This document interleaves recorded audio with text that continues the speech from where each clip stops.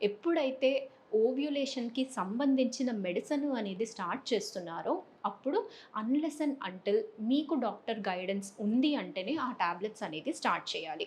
ఎందుకు అంటే ఇప్పుడు ఓవ్యులేషన్ ఇండక్షన్‌కి మీ బాడీ అనేది ఎలా రెస్పాండ్ అయితుంది అనేది మనకి తెలియదు.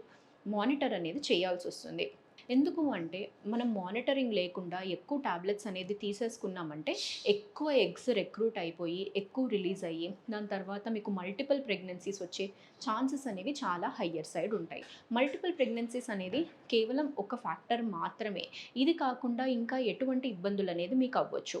ఎక్కువ ఎగ్స్ అనేది డెవలప్ అయ్యాయి అంటే మీ ఓవరీ సైజ్ చాలా ఇంక్రీజ్ అవుతుంది.